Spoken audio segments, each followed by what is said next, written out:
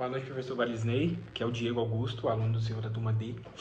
E hoje eu vim falar aqui sobre o trabalho que a gente fez da redação analítica quanto ao impedimento e à suspeição no Código de Processo Civil, bem como da hipótese específica de impedimento do inciso 8º do artigo 144, que foi objeto de uma ação direta de inconstitucionalidade perante o STF.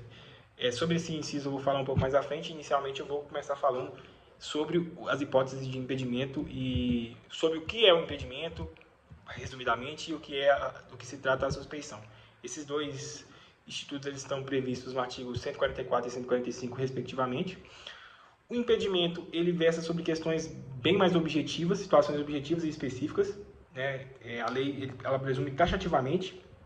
Então, uma hipótese, por exemplo, é o fato do juiz ele ter atuado anteriormente como membro do Ministério Público no processo, ou dele ser cônjuge de qualquer das partes, dele ter algum parentesco até o 3º grau com qualquer das partes, ou advogado, ou membro do Ministério Público, dele ter aconselhado uma das partes anteriormente no objeto da causa. Então essas são hipóteses de impedimento que dá para perceber que elas não abrem margem para interpretação subjetiva, e isso reforça a segurança jurídica, a confiança das partes no sistema judicial. Já a suspeição ela é dotada de subjetividade, porque a parcialidade do juiz, a imparcialidade do juiz, no caso, quando surge uma certa dúvida razoável para a imparcialidade do juiz, mesmo não havendo um impedimento legal estrito, pode-se afastar o juiz do caso em virtude da suspeição.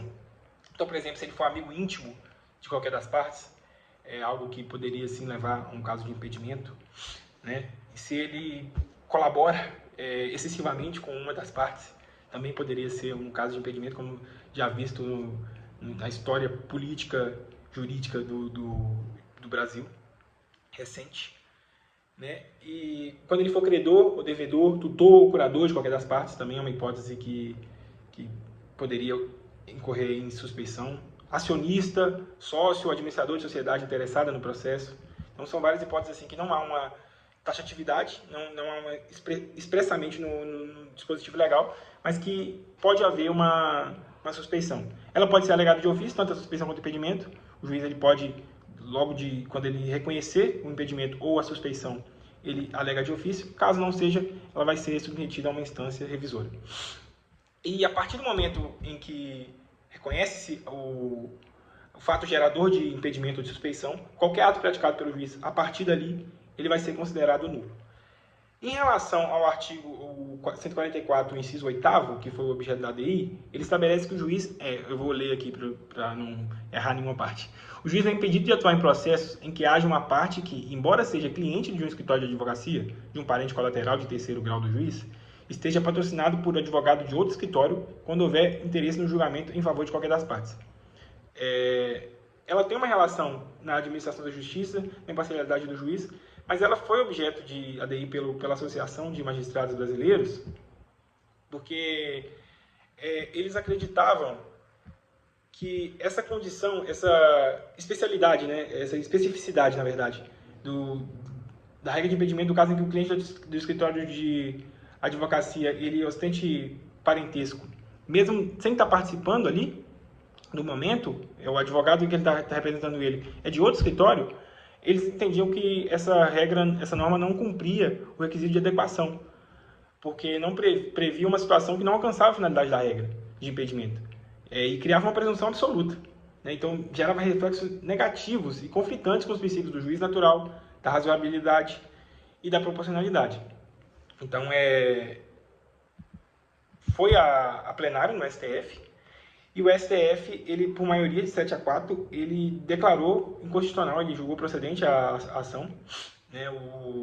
O relator foi o ministro Gilmar Mendes, e o redator, e ficaram vencidos os votos do ministro Edson Fachin, da Rosa Weber, presidente do Supremo Tribunal Federal, da Carmen Lúcia e do juiz Luiz Alberto Barroso.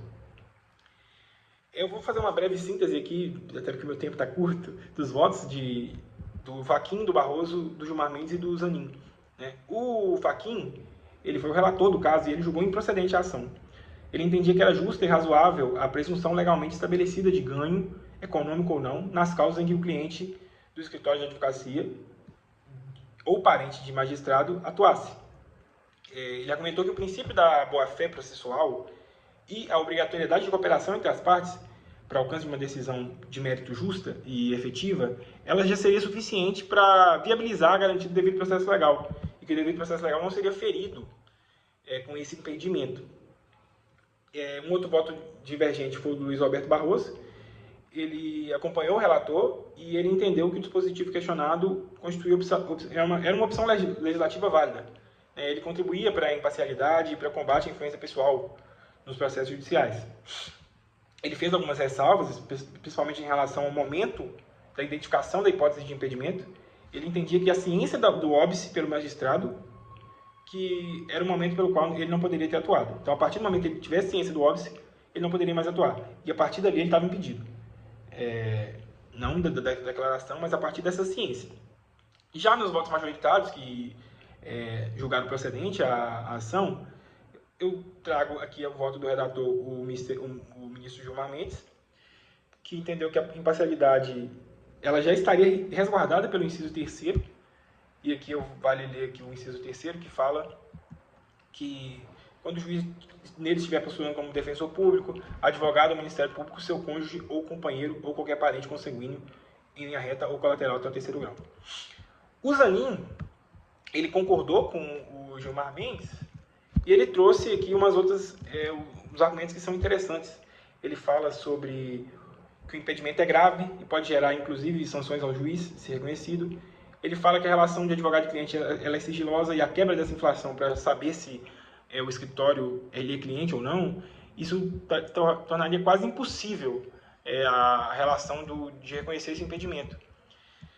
E ele falou também do fato de que, no contexto prático, que muitos clientes são de escritórios gigantescos, então isso aí traria um impedimento na operação da justiça mesmo, né? Isso dificultaria muito a celeridade processual, a eficácia da justiça, e é o que eu concordo. Eu acho que a decisão do STF foi correta, porque eu concordo com o ministro Fachin em relação a que o inciso 3º ele já protege a imparcialidade do juiz, e com o Zanin que a manutenção desse dispositivo ele feriria não só o juiz natural e a proporcionalidade, como também a celeridade processual, a efetividade. E eu acho que a gente não merece um judiciário que fique preso a questões burocráticas, tecnicistas, que inviabilizem a decisão meritória de vários casos. É isso. Muito obrigado, professor.